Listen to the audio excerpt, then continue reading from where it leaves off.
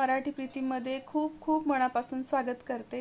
तर आजचा दिवस होता शामूदादाच्या हळदीचा आणि हळद लागण्याच्या आधी आम्ही इकडे आलो आहोत मंदिरामध्ये दर्शन घेण्यासाठी देवाचं।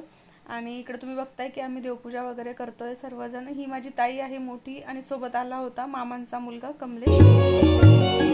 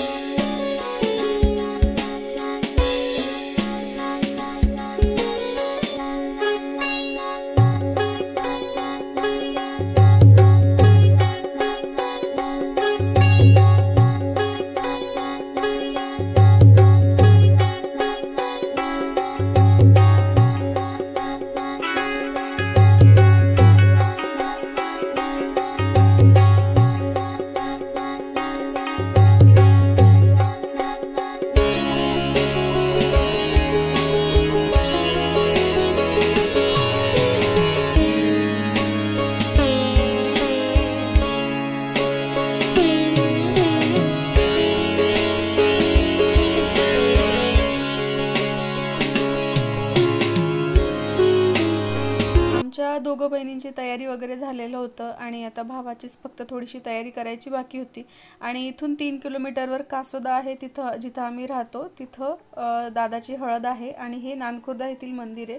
तर आम्ही इकडं पोचलो आणि त्याच्यानंतर मग मी त्याची थोडासा मेकअप करायला सुरुवात केली। तर इकडं तयारीसाठी फक्त आम्ही नवरदेव आणि दोघं बहिणी असेच होतो, कारण खूप जास्त जण जमलेले होते आणि जास्त गोंधळ होत होता म्हणून आम्ही असं साईडला या रूममध्ये आलो होतो। आणि तिकडं तर बापरे एवढं ना एकमेकांना म्हणजे खूप जास्त इतकी मंडळी जमली होती ना हळदीची वेळपर्यंत, म्हणून आम्ही इकडे जरा साईडला या रूममध्ये आलो। आणि सगळ्यांची ओळख पण करून द्यायची होती तुमच्यासोबत, पण एवढी धावपळ झाली तर बाकी सगळी कोणती मावशी आहे कुठली आहे काय असं ओळख करून देता नाही आली मला। बघेल मी एखादं पुढचं जे लग्न राहील ना, अजून आमच्या घरामध्ये भरपूर लग्न जमलेले आहेत, माझ्या मावशीच्या मुलींचे मामांच्या मुलाचं जमलेलं आहे। तर त्यावेळेला जर माझं झालं शक्य तर मी नक्कीच तुम्हाला सगळ्या पूर्ण फॅमिलीसोबत माझी ओळख करून देईल। आणि इकडं मी आता नवरदेवाचा मेकअप करते आहे। म्हणजे माझं आधीपासूनचं असं स्वप्न होतं थोडं की बापरे माझ्या भावाची तयारी तर मीच करेल असं म्हणून।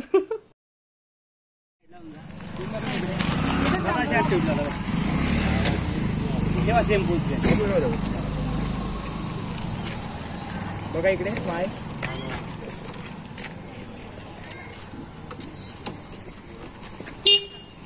त्याच्याकडे बघायचं, आता इकडे बघायचं आता ते आता इकडे बघायचं स्माइल द्यायचं, राग नको यायला पाहिजे तो इकडे बघायचं। Okay okay done.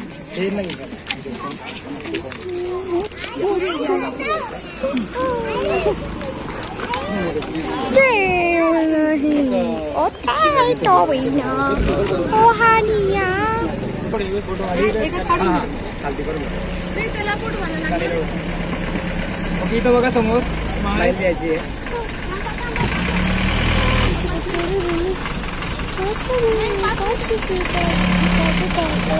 दोघांनी कानाला हात लावा।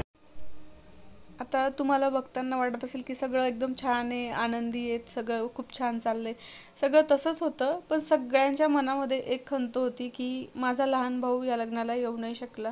कारण असं झालं की त्याचं ना मुंबई पोलीसमध्ये सिलेक्शन झालेलं आहे आणि लग्नाच्या अगदी 9 दिवस आधीच त्याचीवाली ट्रेनिंगला जाण्यासाठीची डेट आली आणि त्याला जालना इथं सेंटर मिळालं, ट्रेनिंग सेंटर।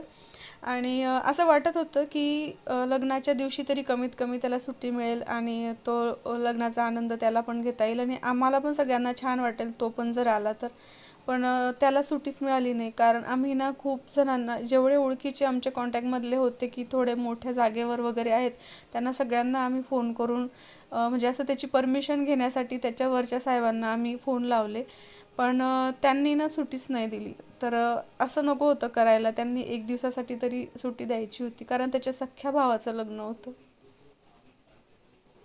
तर ती थोडी खंत राहिली. त्याला ना खूप जास्त हौस होती, माझ्या लहान्या भावाला म्हणजे एवढी हौस होती. त्याने कपडे पण इतके छान छान घेतले आणि जेव्हा त्याने कपडे घेतले ना तेव्हा असं तो व्हिडिओ कॉलमध्ये आम्हाला दाखवत होता, कसा दिसतोय मग प्रीती ताई, एकदम भारी ना, झक्कास, असं सांगायचं आम्हाला. आम्ही म्हणायचो, म्हटलं भाऊ तूच छान दिसतील रे, नवरदेवापेक्षा तूच भारी दिसशील, असं म्हणायचं. एकदम झकास आहे म्हटलं, असं करायचं. कसा दिसतोय मग, खतरनाक, असं करायचं तो. पण त्याचे कपडे पण तसेच राहिले, त्याला यायलाच मिळालं नाही. तेवढी एक खंत राहिली मोठ्या भावाच्या लग्नात. पण बघू आता, आम्ही ठरवलं आहे की तो ट्रेनिंगमधून 9 महिन्यानंतर जेव्हा येईल तेव्हा एखादा काहीतरी प्रोग्राम आम्ही करू, जो शक्य असेल तो त्याच्यासाठी. बघू आता ते होत आहे की नाही. मी जे सांगितलं तेव्हा प्लॅन करायचे नॅचरल, एकदा रँडमली दिसला, एकदा रँडमली दोघांची स्माईल फुल झाली. आता हा व्हिडिओ चालू आहे. हा यस, दोघांनी घाल सोबत करायची. थांब आता आत खाली घ्या, खाली घ्या, एकच सामान दोघांनी. हा यस करायचं आहे.